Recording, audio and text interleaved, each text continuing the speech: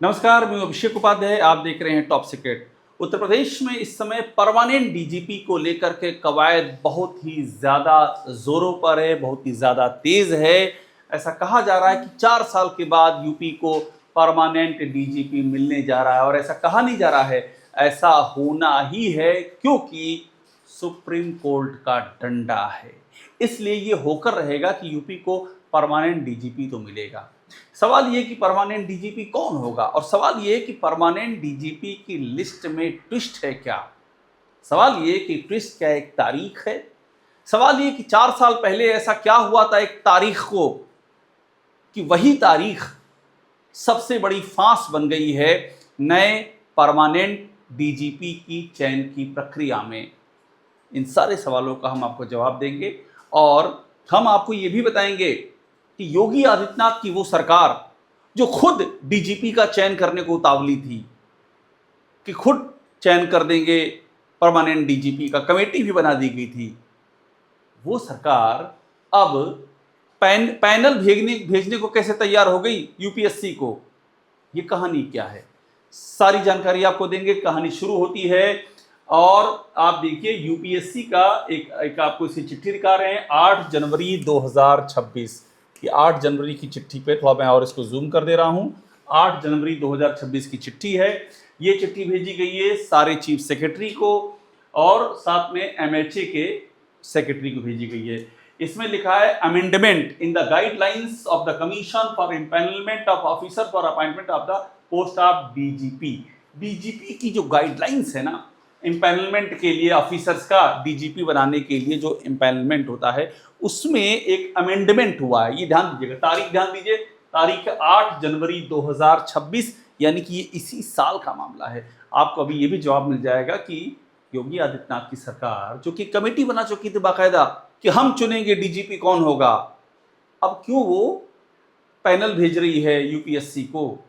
ये बदलाव कैसे हो गया, उसकी भी जानकारी आपको देंगे, लेकिन इस पर ध्यान दीजिएगा 8 जनवरी 2026। ये गाइडलाइंस बहुत ही इंपॉर्टेंट है।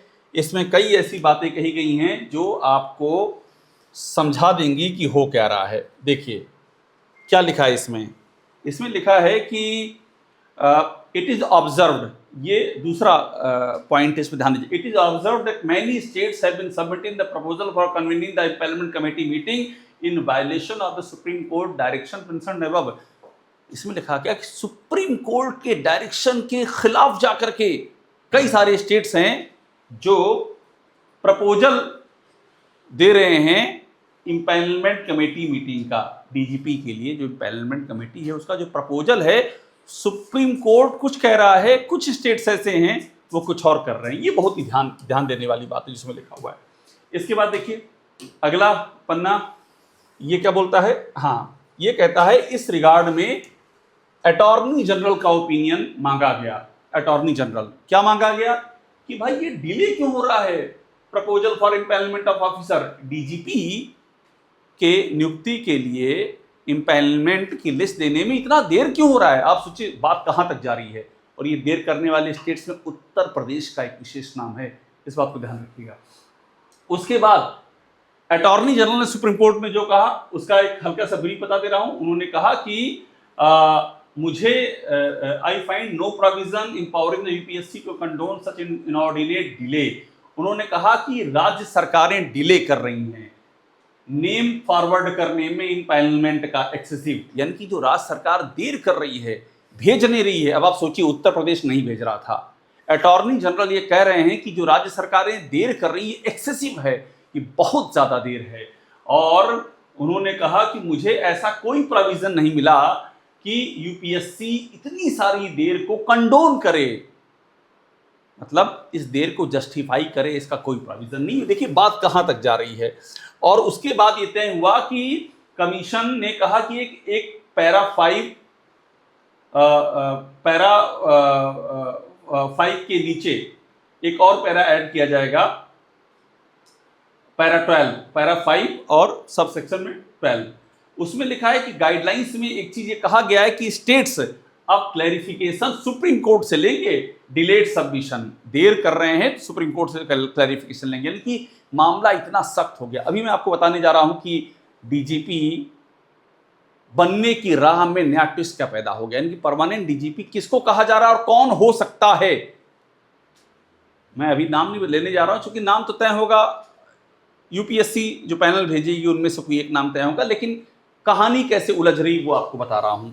अब इसके बाद ये गाइडलाइन नई बन गई है, उसके बाद एक कमेटी बन गई, ये आप लोग जानते होंगे इम्पेलमेंट कमेटी कौन कौन होगा। उसमें यूपीएससी का चेयरमैन होगा, होम सेक्रेटरी होगा, गवर्नमेंट ऑफ इंडिया का चीफ सेक्रेटरी, और director general of police state government concern, ये तमाम सारे लोग इसमें हैं जो इस कमेटी में होंगे। अब सबसे important cheese, zone of consideration. देखिए कहानी यहाँ से थोड़ा सा ट्विस्ट ले रही है।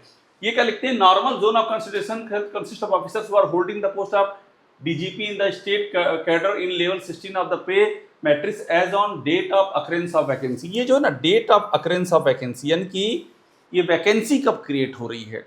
कहानी यहीं से इंपॉर्टेंट मोड़ लेती है कि डीजीपी की वैकेंसी कब क्रिएट हो रही है। अब देखिए यहीं से हम कहानी सीधे बढ़ जाते हैं। अब आपको हम दिखा देंगे वो नाम जो जिन नामों की चर्चा है। ये देखिए फिर एक बार चर्चा आ रही है इसी की। जो प्रपोजल भेजना है 3 months in advance of the occurrence of the vacancy. बार बार ये बात सामने अंडरलाइन किया गया बोर्ड लेटर में कि ये डीजीपी की वैकेंसी कब क्रिएट हो रही है। कहानी यहीं से पिछ ले रही है। अब देखिए मैं आपको बता रहा हूं कि क्या चर्चा चल रही है, कौन कौन से नाम चर्चा में हैं। और अब देखिए ये टाइम्स ऑफ इंडिया की रिपोर्ट, ये रिपोर्ट कब की है इस पर गौर कीजिएगा। ये रिपोर्ट है मार्च 2026 की रिपोर्ट है। ये रिपोर्ट क्या कहती है, इस रिपोर्ट में 3 नाम हैं सीनियरिटी के हिसाब से, मैं पढ़ दे रहा हूं। ये रिपोर्ट कहती है कि जो 3 कैंडिडेट्स हैं बेस्ड ऑन द सीनियरिटी, और नाम दे रहे हैं रेणुका मिश्रा 1990 बैच की, पहला नाम।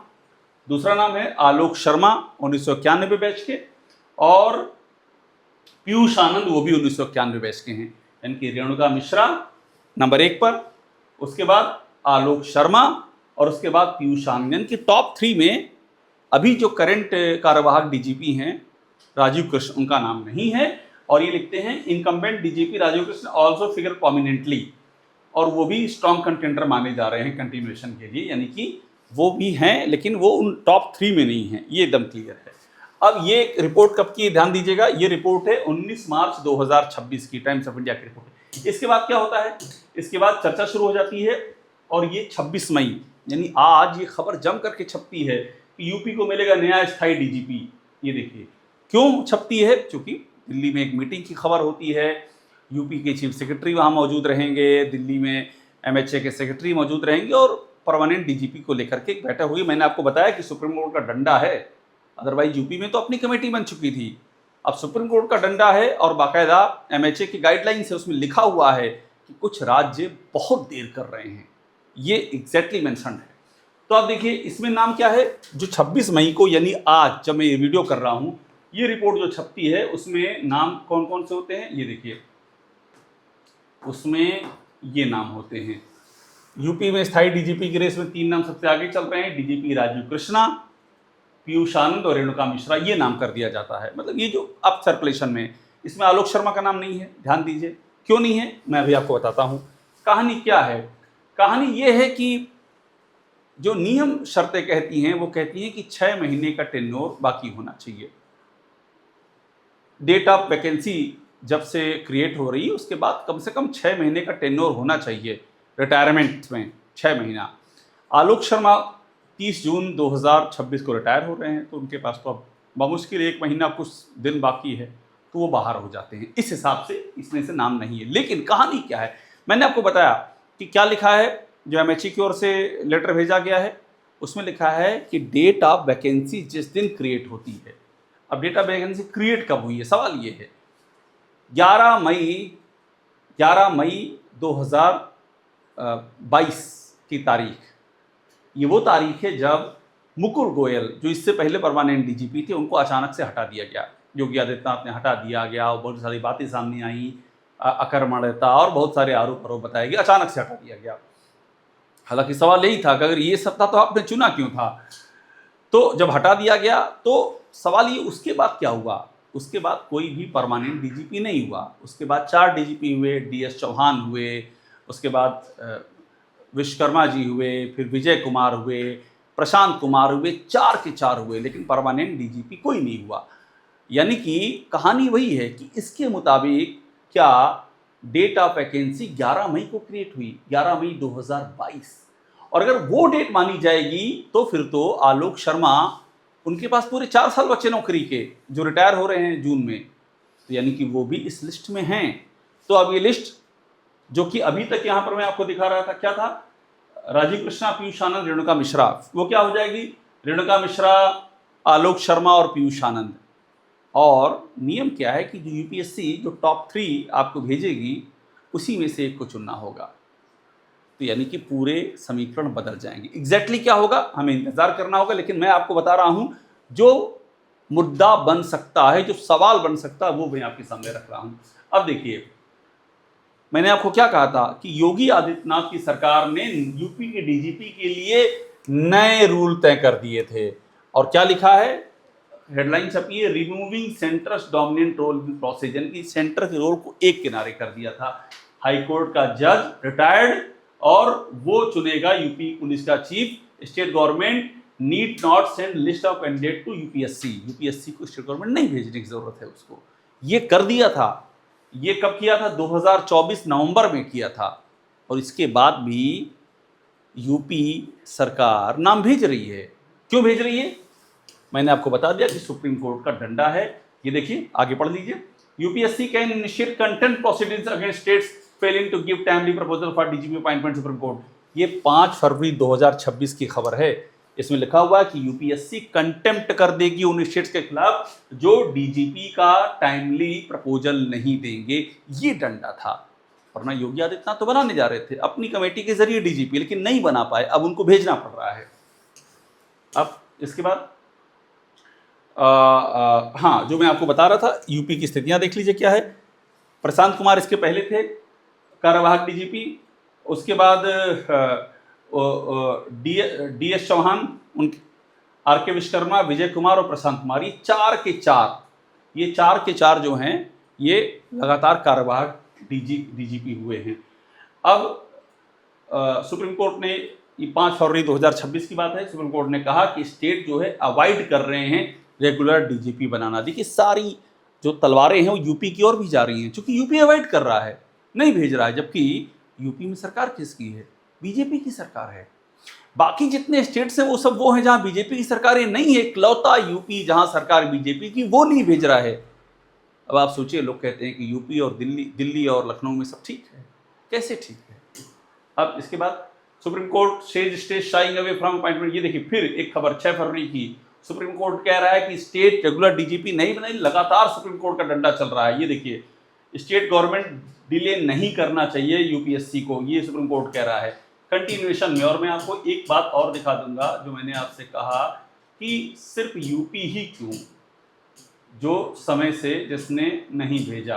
ये देखिए, सुप्रीम कोर्ट ने एक नोटिस जारी की थी 8 स्टेट्स को एक्टिंग डीजीपी को। इसमें कौन कौन से स्टेट थे सुन लीजिएगा।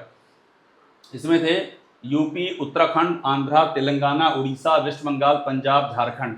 इसमें उत्तराखंड ने इस नोटिस के बाद परमानेंट डीजीपी के लिए पैनल भेज दिया था, और वहाँ पर यूपीएससी के द्वारा पैनल जो भेजा गया वहाँ से परमानेंट डीजीपी का चयन भी हो गया था। लेकिन यूपी, ये खबर कब की है, 2024 की, आज तक यूपी ने इसको, ये मामला रुका हुआ था, और सुप्रीम कोर्ट का हंटर चला है, लगातार चेतावनी दी गई, उसके बाद भेजा है। और अभी यहाँ पर डेट का पहलू है कि जो डेट मैंने आपको बताई है 11 फरवरी 2022, अगर वो डेट कंसीडर की गई तो ये पूरे समीकरण बदल सकते हैं। इसलिए बहुत ही रोचक है यूपी का अगला परमानेंट डीजीपी कौन होगा, और बहुत ही रोचक है कि अगले डीजीपी का बनना क्या, नए समीकरण डीजीपी के भी और नए समीकरण सत्ता के भी, क्या इनका भी रिफ्लेक्शन होगा। टॉप सीक्रेट को देखते रहिए, लाइक कीजिए, इसे आप सब्सक्राइब ज़रूर कर लीजिएगा।